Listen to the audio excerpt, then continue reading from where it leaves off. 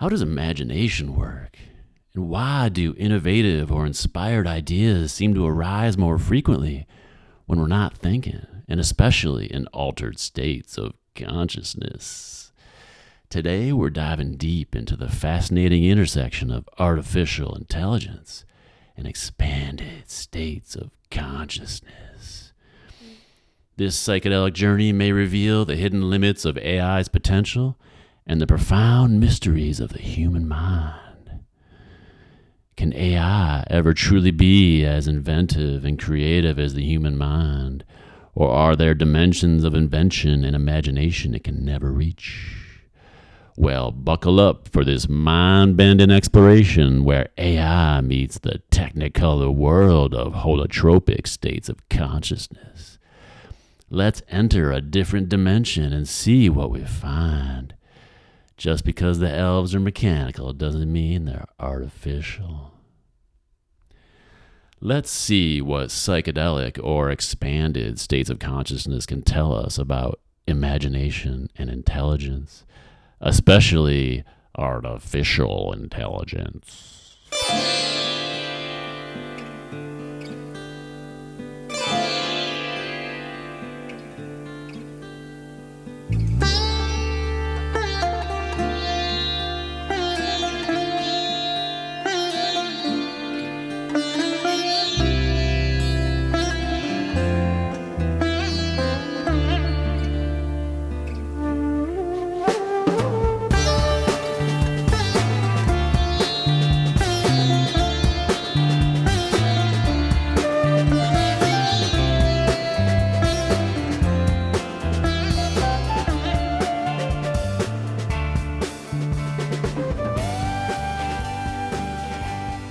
Let's see what psychedelic or expanded states of consciousness can tell us about imagination, intelligence, and especially artificial intelligence and its limits.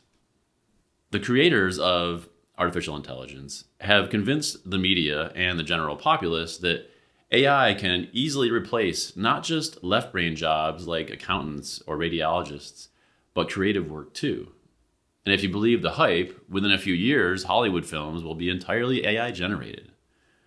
Of course, one could argue that that might be an improvement over the glut of big-budget superhero action films, but I digress. Not only that, but Silicon Valley is promising us the arrival of superintelligence, or even the singularity, any day now. The dominant narrative from technology leaders and transhumanists like Elon Musk, Ray Kurzweil, and Nick Bostrom is that superintelligence is imminent and that this will replace humans and render them obsolete. But as we will see, these are overblown and misinformed promises, especially when we consider the rarely discussed forms of reasoning, the phenomena of inspiration and revelation, and the model of the psyche or consciousness presented by Stanislav Grof. Part of what I'm doing with these videos is attempting to counteract that narrative. There is so much more to being human than cognitive intelligence. And even cognitive intelligence is hard, as I explained in my last video. In this video, I'm going to argue that in light of the implications of transpersonal and depth psychology, and especially the work of Stan Grof, current approaches to AI may never be truly inventive, creative, or innovative, whether artistically or scientifically. As we proceed, I want to connect two ideas: holotropic states of consciousness and abductive inference, in order to make an important point about the limitations of current approaches to artificial intelligence, which has knock-on implications for the future of humanity and for our broader worldview in the 21st century. First, we'll start with a quick review of the types of reasoning and how current AI systems work, and then jump into the topic of holotropic states of consciousness. If you want a deeper dive into the types of reasoning and how current AI systems work, you can check out my last video. We explored three types of reasoning in my last video: deduction, induction, and abduction. Deduction is where you apply general principles to specific situations. Early AI systems were based on deduction, essentially, the so-called expert systems, or good old-fashioned AI, GoFi. But deduction is brittle and not sufficient for true intelligence, as we saw in the last video. Induction is where you derive general principles from observing individual instances. So it's kind of the flip side of deduction. In the case of machines, it's great for learning from training data. For example, current systems like ChatGPT studied essentially all the text on the internet in order to learn how to autocomplete sentences. But induction is also brittle, and on its own, it has no knowledge or understanding of causation, as we discussed. Also, inductive machine learning systems can identify statistical irregularity, but never arrive at higher level abstract concepts. So then there's abductive inference. This is the less widely discussed form of inference that involves forming hypotheses based on observation, experience, deduction, and common sense, making educated guesses, essentially. So abduction moves from specific observations to a hypothesis explaining the event, often in one giant intuitive leap. For example, surmising that it rained if the ground is wet outside is a form of abductive reasoning. But it gets more interesting with bigger leaps of abduction or bigger leaps of inspiration. For example, abduction describes the phenomenon where a mathematician spends years puzzling over a mathematical conundrum and then solves it after having a dream about it or something like that. So abduction, nonlinear imaginative problem solving, is a mysterious cognitive process where, after spending some time with a problem, hypotheses and solutions spontaneously emerge, often fully formed. We could call it inspiration or intuition. It is most certainly a creative process, and it might even point to the very nature of consciousness, as we will see. Abduction is also necessary and essential for detective work. Sherlock Holmes stories are full of the titular character applying abductive reasoning and forming hypotheses based on a few clues. Although there is often a linear logic to his reasoning in hindsight, the solution typically appears fully formed in what computer scientists would call a non-computable or non-algorithmic way. Another way to characterize abduction is to say that the processing or the reasoning taking place is happening outside of conscious awareness. I mean, sure, a cognitive scientist or a materialist philosopher might argue that there are still neurons firing somewhere in Sherlock's brain and that he was simply not aware of it, but as we will see, it seems like something much deeper is taking place. Because abduction is not a conscious process comprised of logical steps, nobody knows how to model or reproduce abductive reasoning in a machine, although some tentative steps have been taken to simulate it using large language models, a counterintuitive approach of using induction to arrive at abduction. Artificial intelligence is an impressive culmination of centuries of application of the scientific method and of technoscience. We have harnessed electricity and designed hardware circuits that embody logic and can simulate a rational sort of intelligence. But the irony is that much of science was the result not of logic or rationality alone, but of abductive reasoning and holotropic states. Or, as Stanislav Grof said, what has not been sufficiently acknowledged by historians is how often the greatest scientific insights, discoveries, breakthroughs, and inventions appeared to their creators in the form of visions, dreams, fantasies, trance states, lightning flashes of epiphanies, and other types of holotropic states of consciousness. So these so-called holotropic states of consciousness might offer some insights and help us to understand what exactly is happening with abductive inference. Although not in a way likely to advance the current state of AI, unfortunately. But at least it provides a more sober and realistic view of the challenge that AI research faces in attempting to model the mysterious wonder of the human mind. So what are these holotropic states? Stan Grof, the pioneering transpersonal psychologist and psychedelic therapist, defines holotropic states as a large and important subgroup of non-ordinary states of consciousness that have therapeutic, transformative, heuristic, and evolutionary potential. The word holotropic comes from the Greek words holos and trepen and means moving towards wholeness, essentially. And the idea was that Grof wanted a term that would convey the positive aspects of these states to replace terms like altered that tend to elevate as superior, ordinary, or mundane states of consciousness.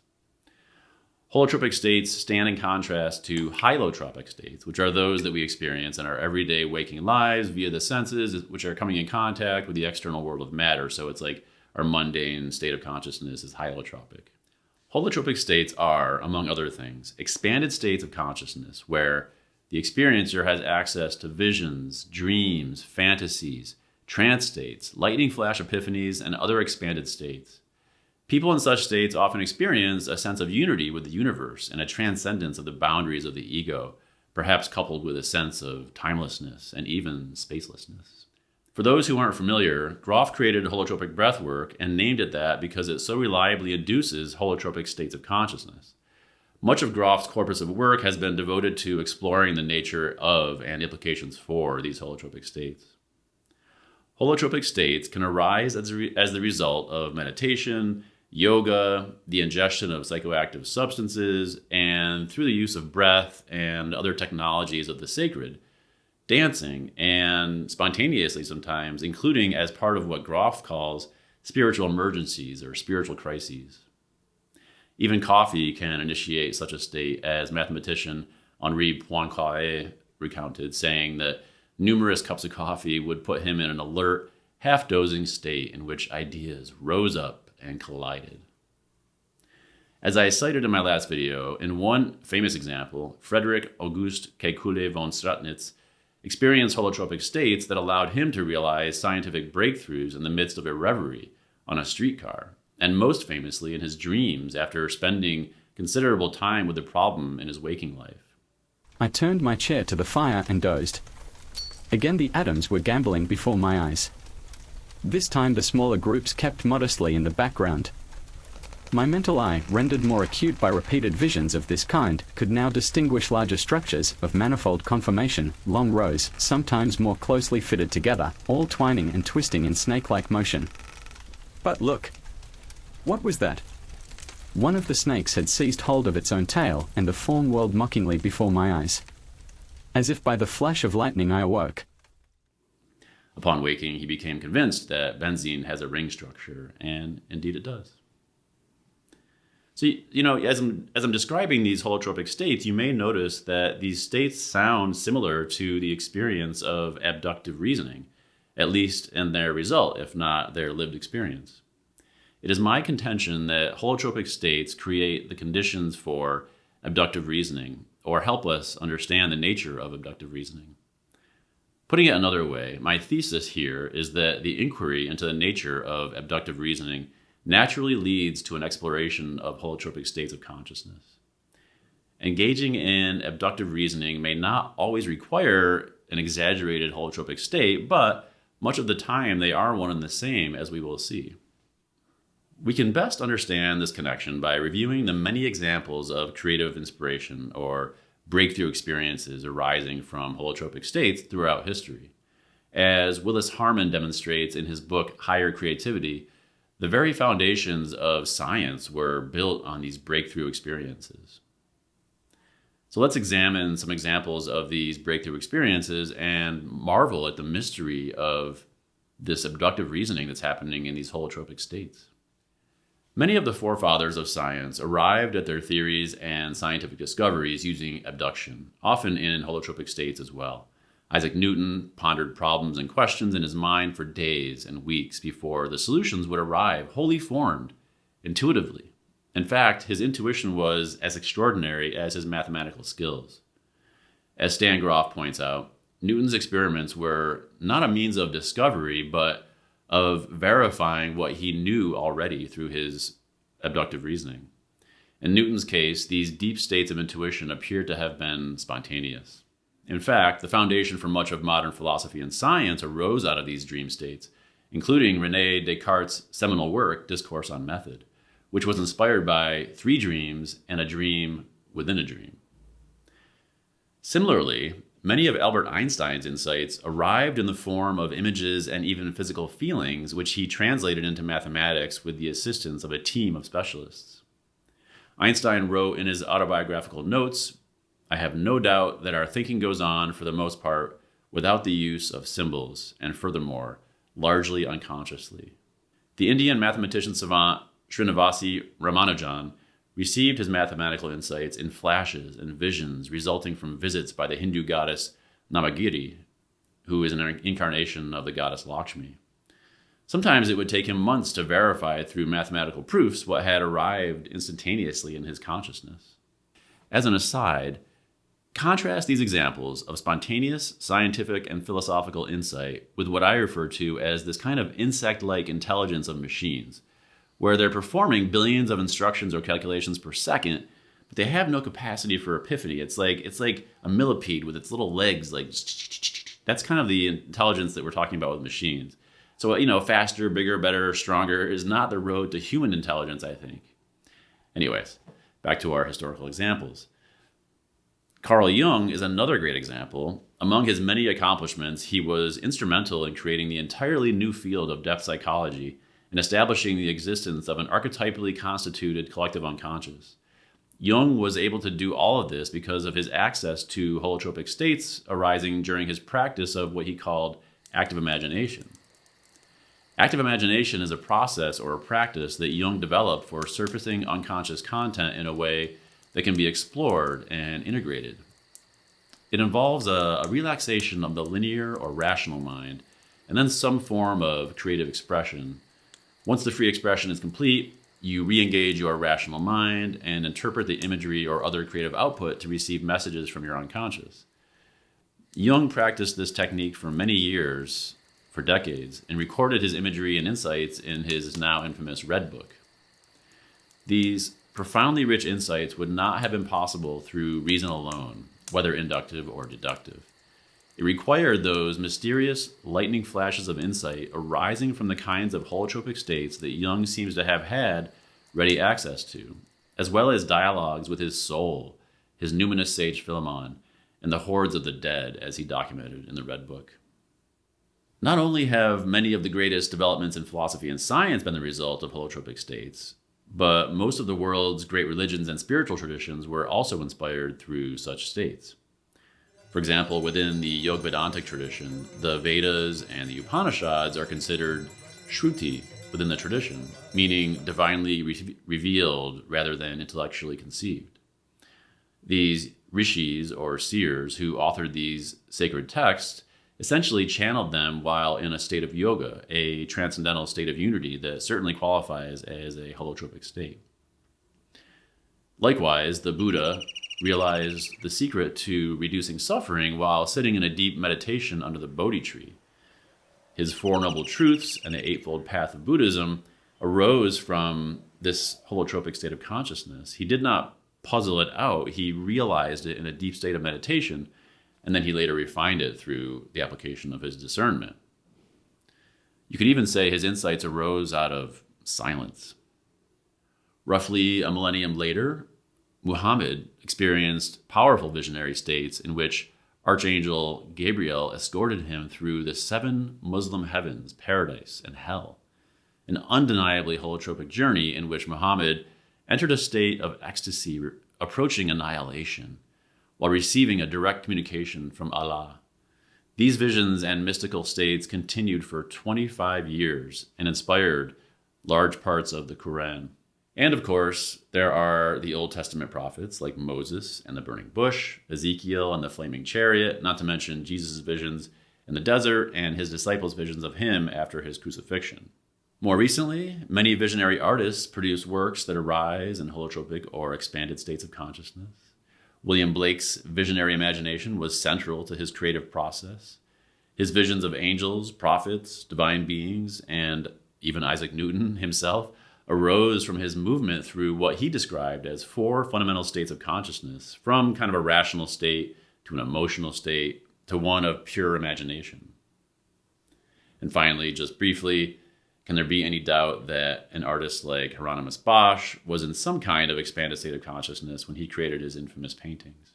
What exactly are daydreamers, psychonauts, inventors, mystics, and artists accessing when they enter holotropic states in support of what we call abductive inference?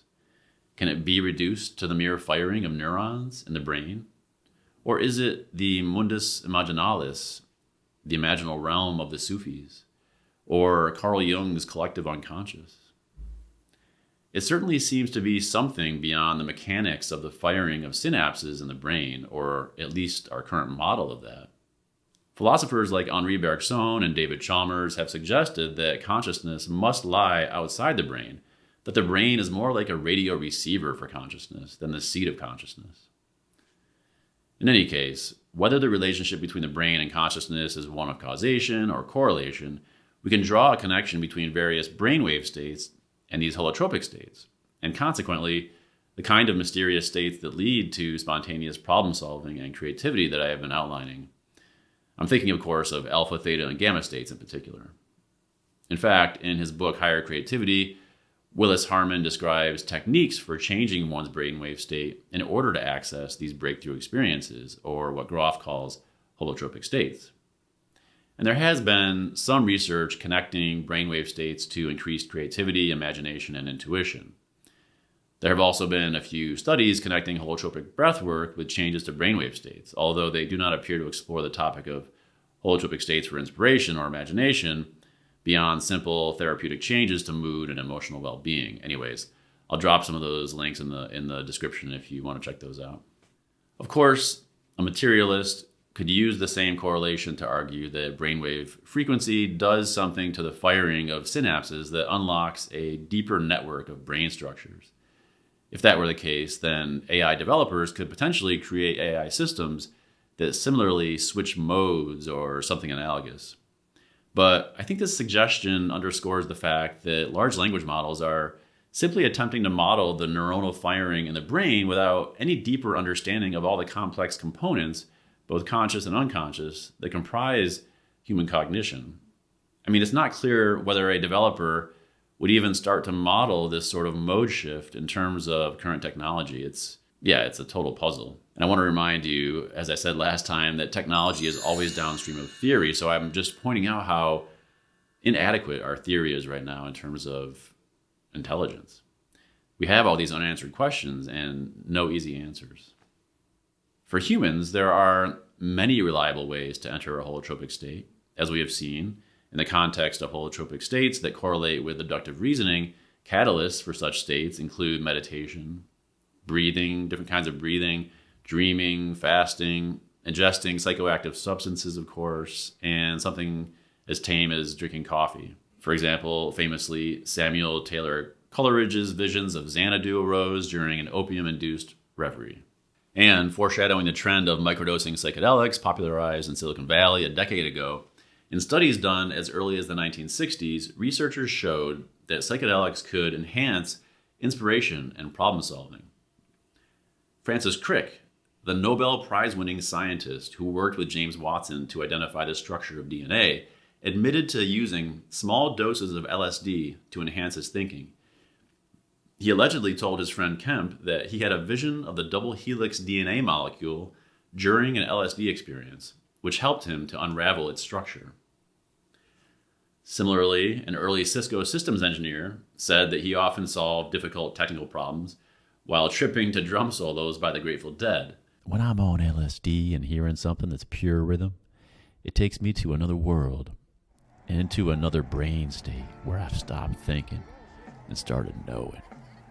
Now, I'm not advocating for drug use to enhance creativity, only pointing out that holotropic states induced by psychotropic drugs can also be fostered through more natural and healthy means like meditation, breathwork, and other yogic practices like chanting specific mantras, for example.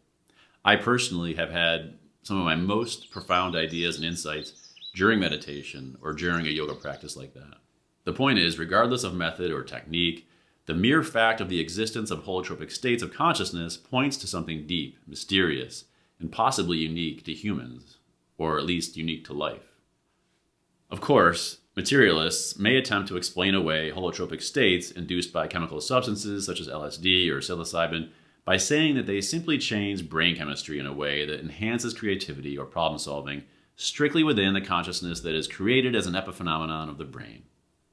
An AI researcher or neuroscientist might say something about how psychedelics are merely causing our chemical firings to fire in a different way, and that we can replicate that algorithmically. Perhaps researchers would recognize that psychedelics are increasing the level of tryptamine in the brain and attempt to somehow code that effect synthetically in a neural network system. It sounds absurd, but a lot of cognitive science is.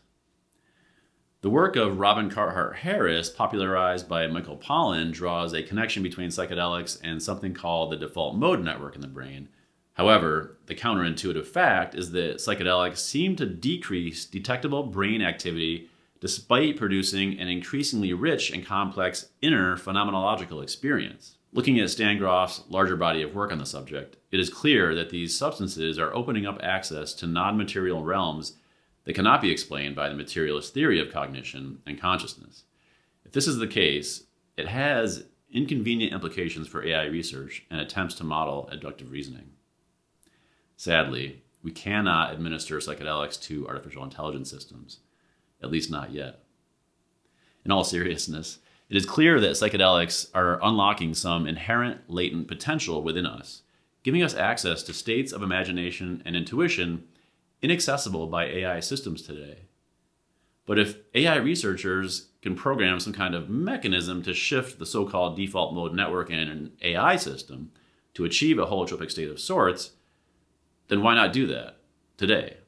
Again, this brings us back to the fact that nobody really knows what is going on in an abductive reasoning or a holotropic state of consciousness.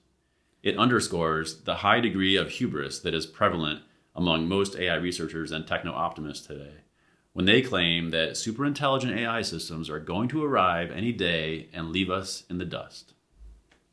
Listen, I understand the hubris. I mean, we have been so successful in conquering nature and extruding highly advanced technologies out of it.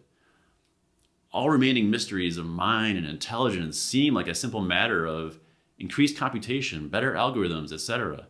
But as you can see, this underestimates, I think, human capacities and faculties by a lot.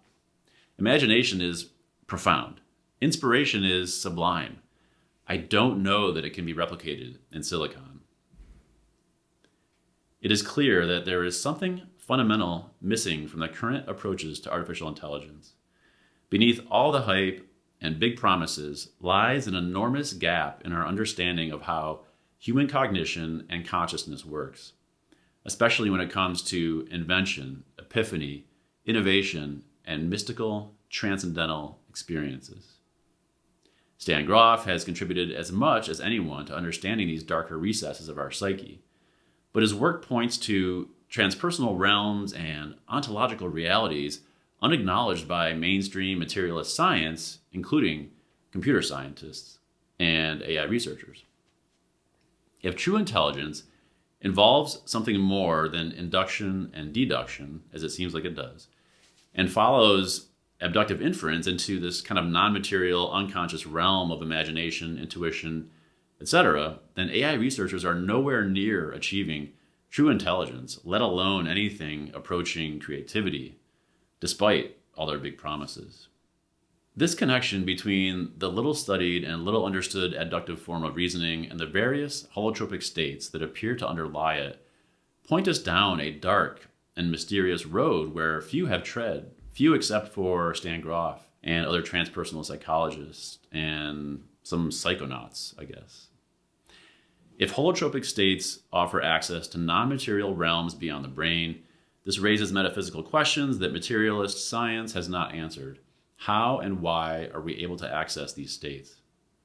In short, if abductive reasoning requires the thinker to enter into some kind of holotropic state, whether that's dreams, visions, or time in the shower, AI systems are nowhere near modeling a human intelligence and may never be able to, at least not with our current rudimentary technologies of silicon and big data.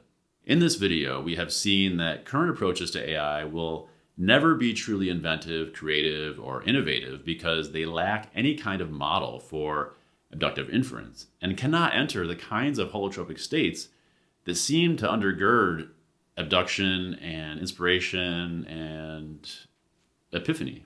Not only that, this failure to account for abductive reasoning means that AI systems may never achieve the much-hyped artificial general intelligence or superintelligence. Not only are current AI systems not able to think, ideate, invent, or create like a human, but they underscore the limitations of the predominant materialist worldview in attempting to create artificial general intelligence in the first place. In light of the gaps and misdirection highlighted in this video, in our current approaches to AI, humans will likely not be surpassed by machines when it comes to creativity, epiphany, invention, etc., thereby ensuring our human ongoing relevance in this age of AI. The gaps I have highlighted above and the suggestion that there might be a connection between abductive reasoning and holotropic states points toward a fertile ground for new research into human cognition and ways we might more reliably model that in computer systems. Maybe. In the meantime, humans remain as relevant as ever. And I want to help you.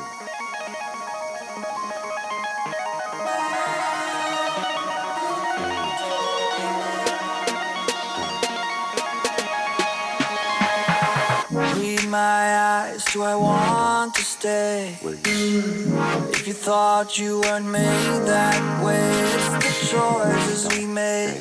We give and take, and I know you will keep trying.